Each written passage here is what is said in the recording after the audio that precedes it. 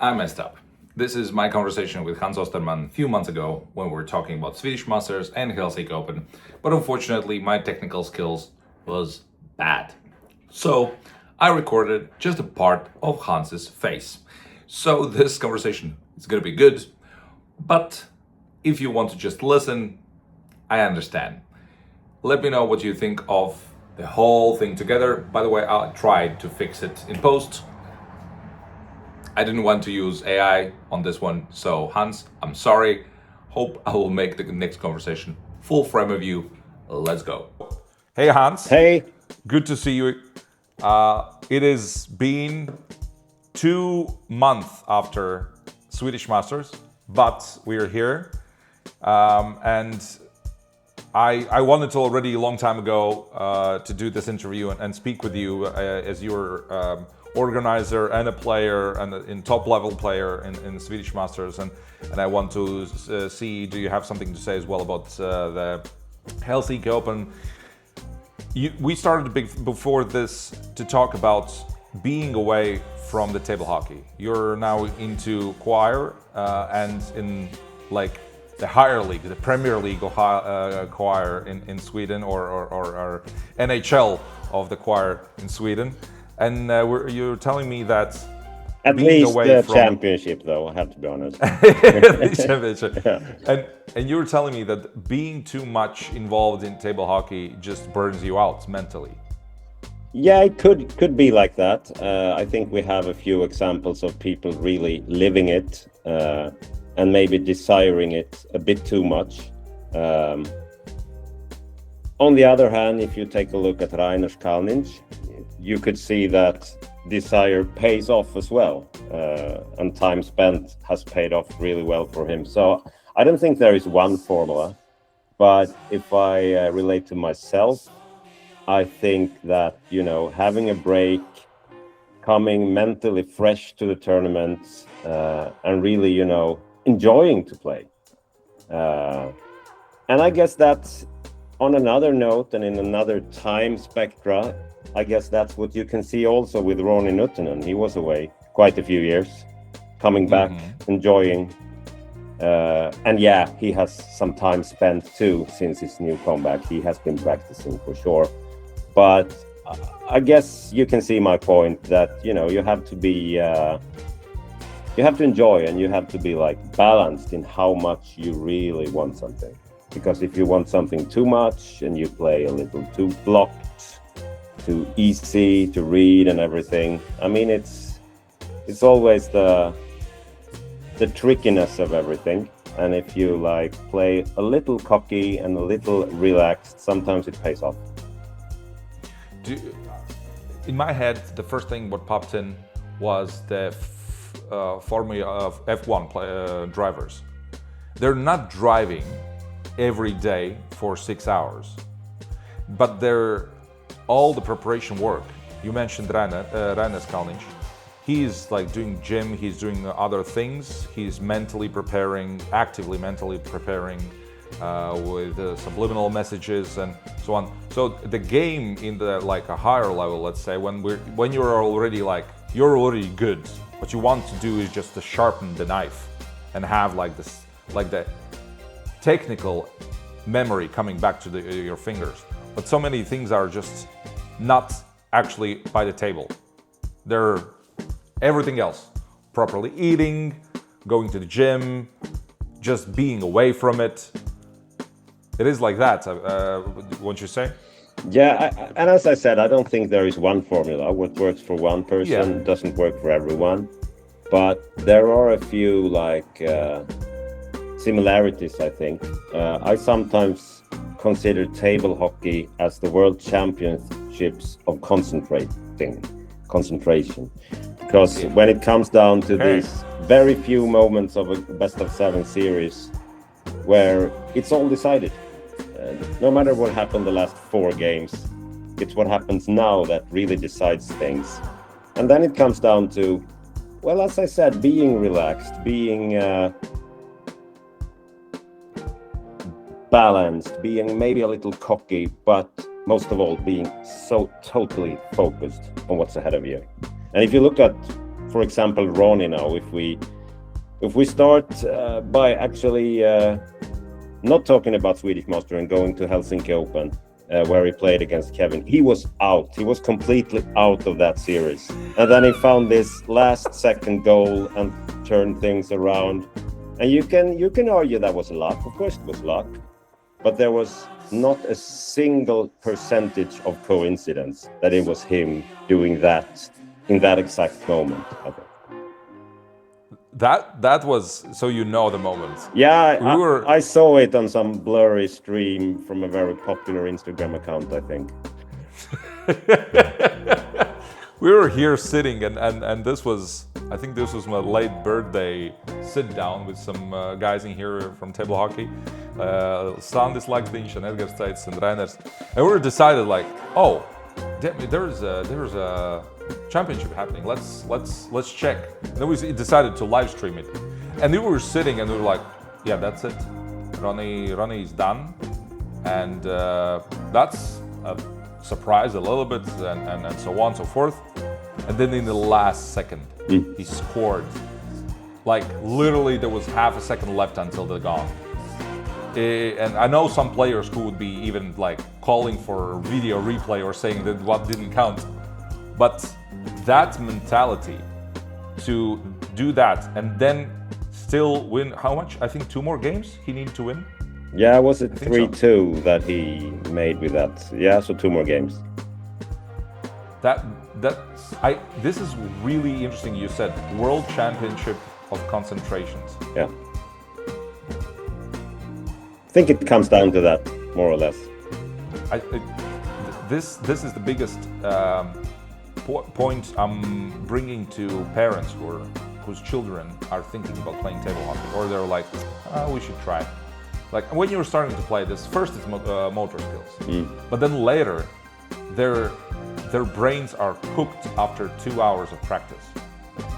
They just go home and they're like blankly staring at the car just to come back from all the intensity, all the games which is happening there. And you're right. This is really intense game.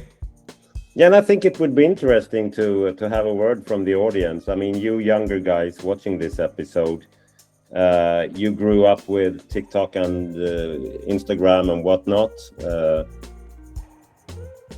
Put your view in the comment sections below here. Is table hockey actually some kind of a detox from the modern world with social media, and how has it improved your ability to actually concentrate and to stay focused for longer periods of time? Please put your opinions here. Really love to know. This is, I have seen in myself, I have seen in the kids that I'm coaching, but I would like to know from those ones who are playing for a long time. That would be awesome. Yeah, and I guess, I mean, we shouldn't be too, and I say we because I think compared to them, you and me are both old, right? And I think our brains are also cooked. I mean, there's a whole society, no matter of age, who really are impacted by social media and the online world that we all live in. And I think no matter the age, table hockey is a solution. Table hockey is a really big part of detoxing for me. I'm still physically and mentally down in the evening, and I need to go back to the family and just be like, woohoo! But I haven't been thinking about nothing else except the game when I'm playing. There is really no thoughts going through my head like, oh, I need to go home and then hang the picture on the wall.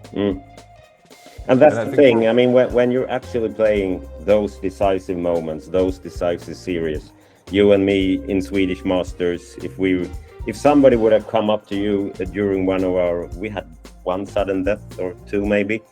If somebody would have come up to you and said, Carlis, I have the most important message to you in your lifetime, you would have said, it has to wait. A few days ago, I had first championship in here in local town where I was living. And we had our table hockey global team, just newcomers playing in there.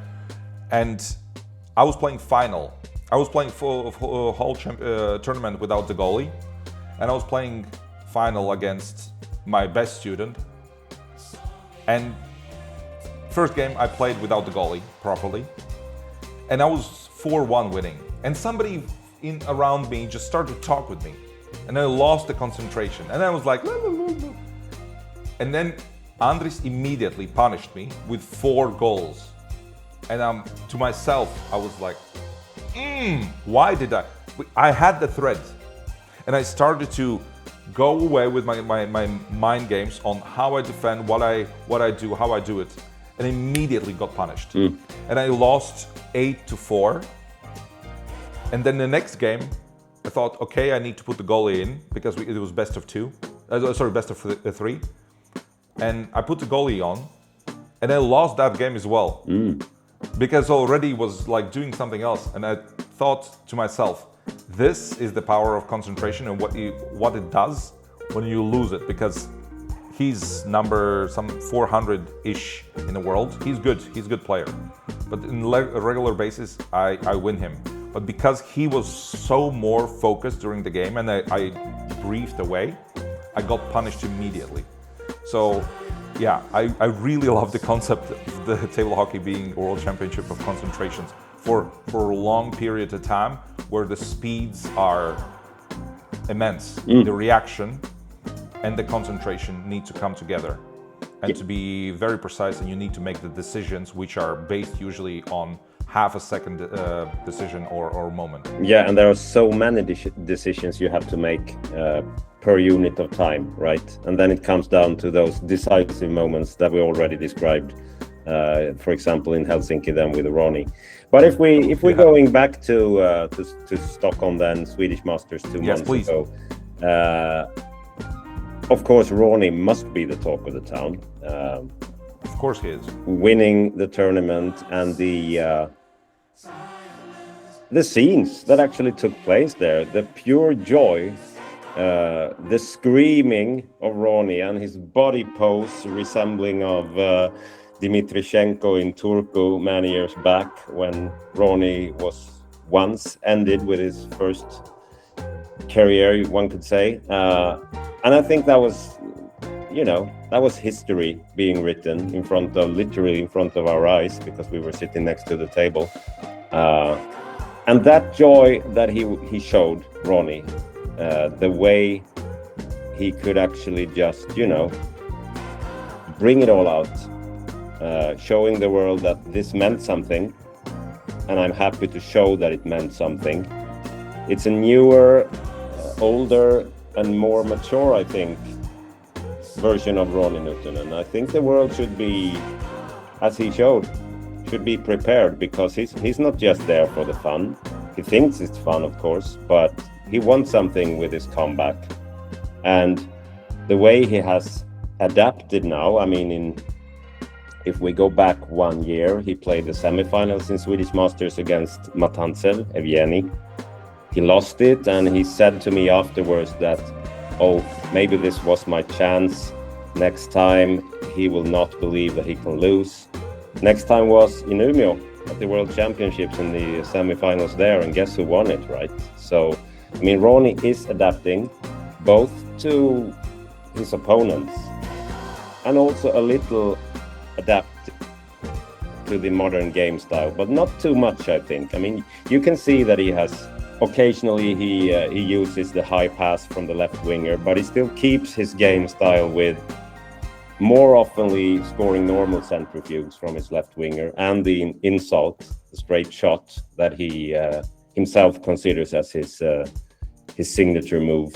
And I think also the winning goal against Reiners in the final was a normal straight centrifuge. And I think that was quite telling of both the history, the old version of Ronnie adapting to the new, but again, about the concentration. It was so funny moment there, because Ronnie was actually leading, I think, 3-1 in Game 7 with only about half a minute left.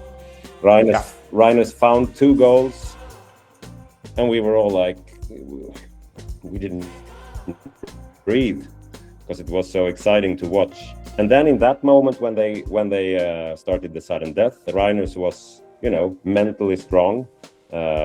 Ronnie suddenly had something to lose, but of course he found that goal and he won it. And I guess, yeah, it's purely impressive that he's able to do that.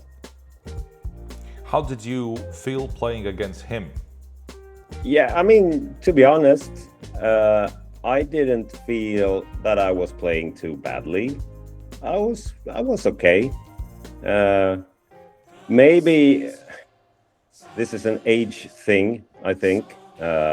After playing 2 pretty tough rounds against you and Alvis Silinch, I have lost some energy, some energy needed for that maximum concentration. That said, I think I played quite well. Just that I played an opponent who simply was much better. And the first game was really good. We both scored a lot of goals. I think I had him, he found the equalizer, or maybe I found the equalizer. Never mind, we went into a sudden death, and boom, he scored on his first opportunity. Again, seize the moment, steal the victory. And after that, he simply crushed me for the next 3 games. And I was impressed. Can't say nothing else. He has been bringing up some old style table hockey. What do you think is happening now? Because there has been times and changes. I'm sorry. There's been times and changes where. Sorry, I had to call. There was been times and changes where people are going towards one winner, one player's style. With how I think Dimitrichenko won Ronnie in World Championship, and his playing style was very robust. And now as well, Reiners, yes, he can be playing very graciously, quick with passes, with movements, but his strength, the biggest strength, is the center move. In Ronnie's case, he is doing more the shots, the passes, the combinations, which are converting in goals. Would you say this would be a turning point where some of the players would be thinking like, I can do much better, not just focusing one-on-one? Yeah, I mean, you would always have role models who brings on some change, right? And there would of course be younger players who now watch Ronnie play, and maybe a little less center moves, a little more of normal centrifuges and shovels maybe. But I think that the biggest impact of Ronnie is not always his offense, because he has by far, I think, the best goalie. He and Evgeny, when Evgeny is really focused and, you know, in his bubble, they both actually save the center moves.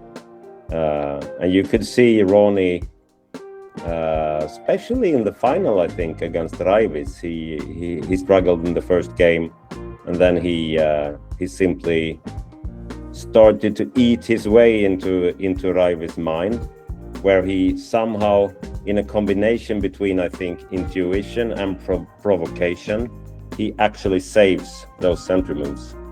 Yeah, that was what I wanted to ask. Is it just the reaction time, or it is actually mind games going into? I mean, there is no chance that the human reaction time can actually save a center move. We both know that.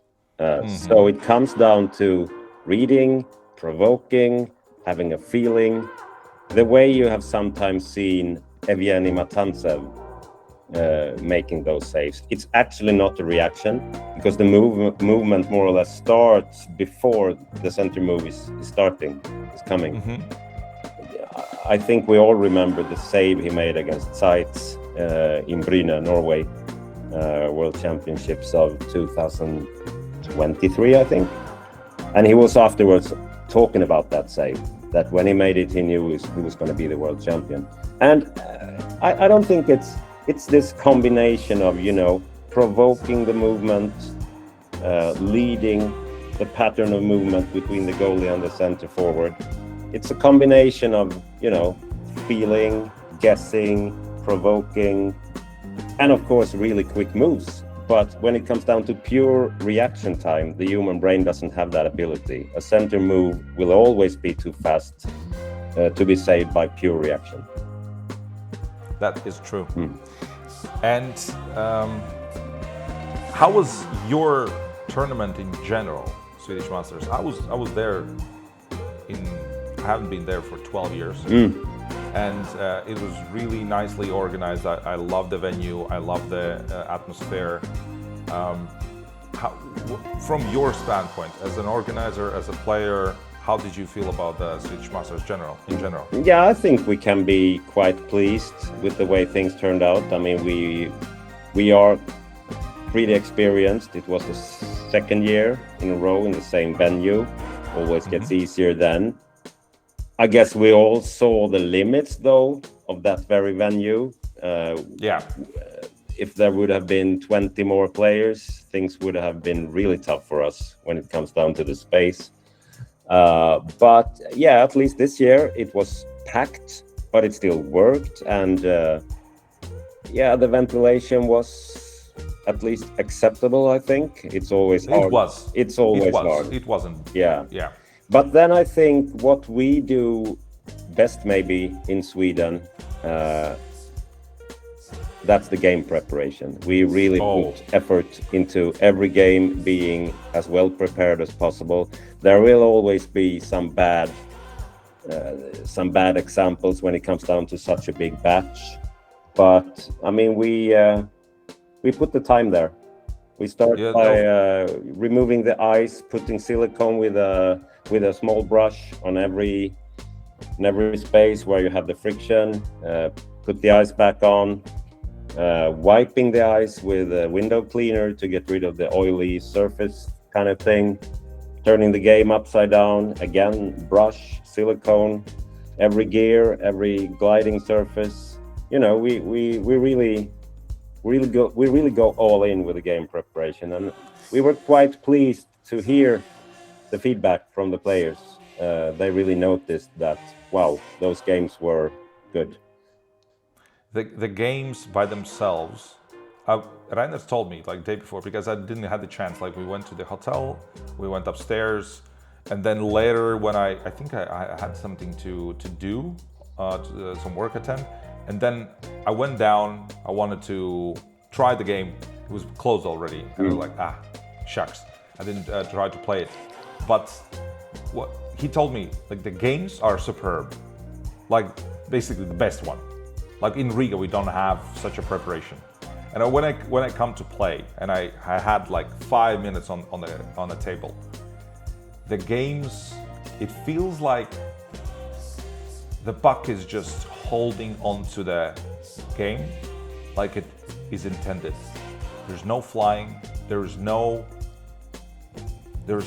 missed shots when you were doing the one how you wanted to do, because everything feels perfect. This was the tournament where I came back because my historically my favorite and the strongest move was left one around, far corner. I scored, I think around 40-45% of all the goals was just that. And it just because the table was so good, I came back to Latvia, I was playing different tournament, I was like, shucks, nothing is happening. I cannot score like that. But this was so pleasant to play. I saw how many other players were so good from all the different distances. And yeah, kudos to you and your team. Like this, the games in themselves are incredible. Quick technical question. You were telling you're taking off the ice.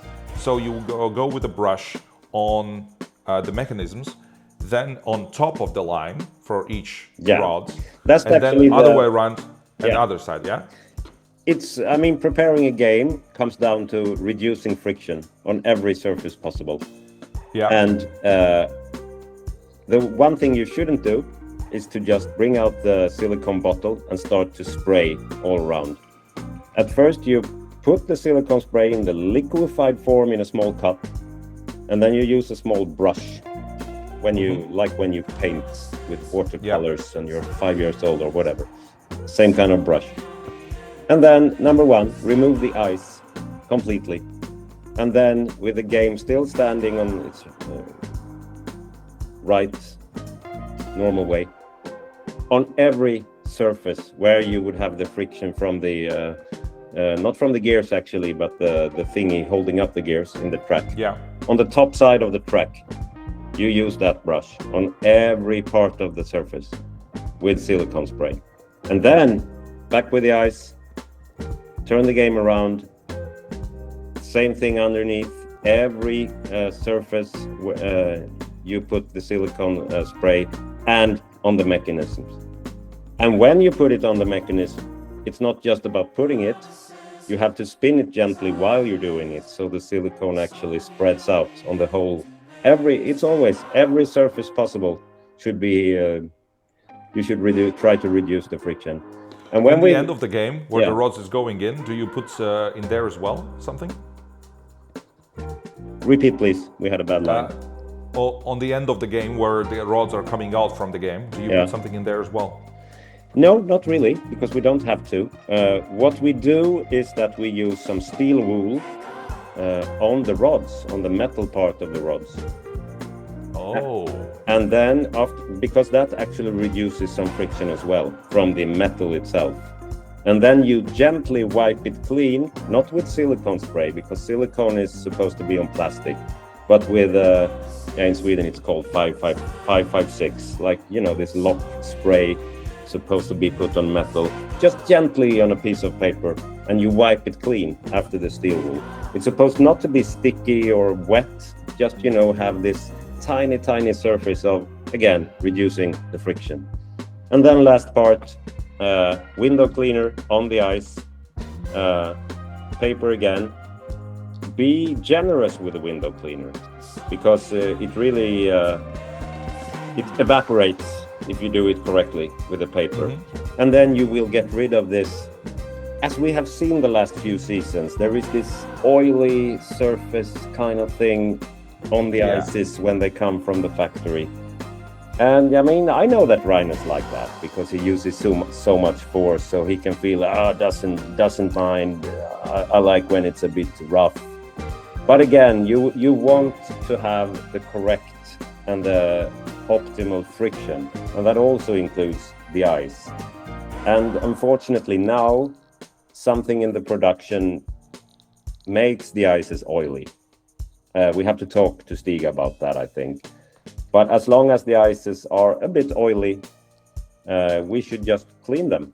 Like you would do in your house. Oh, this kitchen table is oily. What to do? Well, you clean it. Okay, I didn't know about the steel wool. I heard that I saw the video you did for Stig as well. Like you actually did the preparation for the table, and I didn't know about this steel wool. I think it wasn't in that video. So, damn, lots of preparation. How much time do you spend for each table? It's hard to say because we do it like big time in a big production line with many people at the same time. We take away the gold cup underneath. So it's hard to say how much on every table. But once you have that big production line, it's maybe only a few minutes per table actually. Yeah, of course. Well, in general, for all the tournaments, how much it was for you to prepare? Let's say 10 people in this production line factory kind of setup. Yeah. 10 people, 8 hours, 100 games. But the quality is really noticeable. Yeah, it's totally worth it. So if I have one advice to every organizer out there is put the effort you can on the game preparation, because it will be worth it. And of course also the games will last longer into the rest of the season and maybe the season after. Okay. Yeah, that's a good point. In Latvia, I think we have, I don't even know, years before it was 2 rounds of tables prepared for each season. So we have in beginning of season, and I think then for Riga Cup or Latvian Championship, Riga Cup were the ones you have the new tables and new set of everything, your fresh one, and so on. What is your plan for the future now? Because you're telling me that the choir have taken over your free time. It's taking quite a lot of time, that's true. But my plan will always be to, come to the tournaments, try to enjoy it. I mean, life is always in between, isn't it? I would have loved to go to Prague this weekend. I would have loved to have been in Helsinki. I would love to be in Riga Cup in December. But my work schedule, fortunately, is in the way sometimes. And, that means I can't take part in all those tournaments to be like a regular on the World Tour, which I would need to be, I think, to actually chase the guys in the very top. But I mean, I'm almost 50, and the veteran age was changed, so I'm pretty fresh as a veteran again then. But yeah, I mean, I'm still enjoying to be up there. Trying to challenge the younger guys. Ronnie. I think you're the proof of something what we touched in beginning. We went away. You're the proof that any age player can be in world top, like in top 10. And I love this game about it, that even very, very young guys and much, much older ones and older than you even, can play in really high level. And you have still superb reaction time. This trains your reaction time. You have superb concentration, and you can still be in conversation of world's greatest players today. And that, I think, kudos to you about that. You have been still, after all these years, went away, came back, and then again blasted everybody with your game. And it was really, really fun to play against you as well. You don't pivot to the new trends of the game, how it's played and how you should score to be the best one or to get more goals. Just have fun on the game. Because I was thinking before the tournament when we were playing that there's just few people I don't want to play playoffs, because I remember we were here in this studio and we were playing, and I remember you were taking piss out of me. Basically, we haven't played so long, and you more or less know what type of moves I'm gonna be doing. I have no idea what you're gonna be doing, because your attacks are just a surprise from like rain from a blue sky. And I actually really, really, really enjoyed our playoff game, and that was really fun just to see how more creative you're gonna try to beat me. And that's pretty cool to see that there's still so much of variety in the gameplay as you're showing. Thank you for those kind words. I mean, we had a really open game, I think. Wasn't like neither of us was trying to close the spaces and focus for the defense, right? So it must have been fun to watch, and it was many, many goals in both directions. And I think every playoff series kind of has its own life. I played against you, I was happy to survive it. And then Alvis Seelinch in the next round, totally different kind of player. He choked me for 2 games, winning every loose puck. Actually, to be honest, for 10 minutes, I didn't feel that I had one single scoring opportunity. If we would have put it down like football stats, my XG would have been 0, really.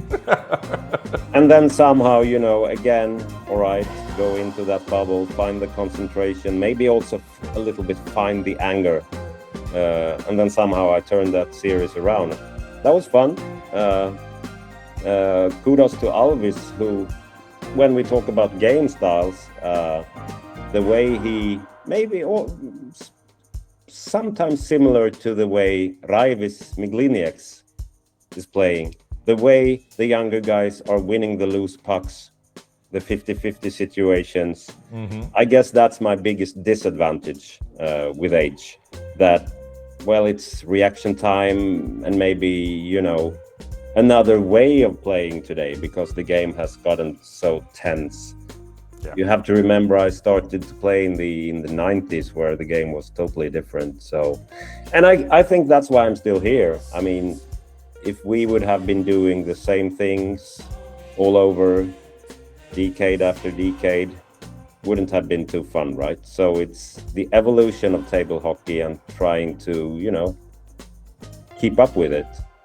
That's what makes it fun. And then, of course, you should respect your own game style and believing in the way you can play. I think you could see that's what Ronnie is doing. He's picking the small good parts from the new game style, implementing a few things of the modern way into his own, but still he doesn't make too much violence on what he believes in with his straight shots and with maybe not too many center moves if you compare to, let's say, all of them up there. Before we end, I want to ask you one thing. What do you think about the Johnny shot? Yeah, I mean, I love it. You don't have to. There have been so many discussions over the years with, this is too boring. It's the same thing all over again. Blah blah blah. When I did an interview with one of the masters from the 80s in Sweden, the inventor of the spjas move, Hans Pettersson, HP, he told me that he was occasionally watching YouTube from some modern table hockey games, and he was feeling, there's always a Russian, and he's always passing to the center, and he's scoring the center move. It's so boring to watch. And then, I mean, what's the difference? If the Johnny shot, the defender shot, you could call it whatever you want, if that's actually, again, a way to score, well, then use it. I have no problem with that, and I like to score them as well. And I think, I mean, it's part of evolution again. Maybe there are a few more ways of scoring that we haven't discovered yet. Sure, and if somebody finds those ways, I think Emil Larsson of Sweden, he has some shots also resembling of the Johnny shots, but from the center forward, for example. I really like when people try to move boundaries, finding new ways, testing our limits, testing the limits of the physical game, what's possible to do. So no problems at all with the Johnny shot. Just figuring out, could it also be done from left winger, maybe? It's up to Baumanis then to find out. Last shout out before we end. There is one player I think we have to mention. Also, before the upcoming tournament, the rest of the season, the European Championships. Ronnie, he's already mentioned, but if there was one big sensation of Swedish Masters, it must have been Michael Wischt from Czech Republic. Same generation as Ronnie, making a comeback now, starting to actually win against Patrick Peter and Koberle and those guys in Czech Republic, showing up at Swedish Masters, quite easily beating Artyom Matantsev, being like top 5 of the world ranking. And then next round, his brother, right? And I think it was actually 2-2 in that series before Evgeny found a way of winning. But again, he's like 35 or something, Wischt. The ability to make a comeback, believing in himself, he hasn't changed too much. He plays more or less. He plays almost the same. Yeah. It is so fun to watch. Actually, I totally forgot about him and the surprise he made. Yeah. And then as well in Czech Republic, I think he played as well. I think he won tournaments. Yeah. One of the local ones. Yeah. So he has been showing very good game. I didn't play against him. That's a little shame. I would love to. And the Czech players have different style, and he's bringing back the good old let's attack and score more than your opponent type of game. And I love it. And I think that all the Czech players play like that. I mean, Patrick, Koberle, Madera, all of them. What I think that Mikhail is now showing is that also a Czech player can win from defense. Because the reason he crushed Artem and pressured Evgeny wasn't only about the attacking. He kept their scores quite low. And that's, I mean, table hockey will always also be about defending. Look at, I mean, when we think about Reiners and Evgeny and those guys up there, Edgars, we always think about their offensive moves. But when you look at those series afterwards, you can tell that the most important reason for them being up there that late in the tournament, that's their defenses. So that's also a shout out to everyone out there. Find a way, I mean, not letting the opponent score a goal against you is just as important as scoring another one yourself. Maybe a shout out to you, Carlos, after our series also. Haha. Thank you. Thank you. That was really fun. Now I want to actually play one more round against you. So yeah, so let's keep it 0-0 and sudden death in every game then. Thank you, Hans. This was a tremendous joy to talk with you, and it's always like have your analytic point of view and your point of view in general on table hockey. It was really refreshing as always. Thank you so much. Thank you for having me, and see you guys soon in Germany. Auf Wiedersehen. I hope I will get. Yeah. Ciao. Cheers.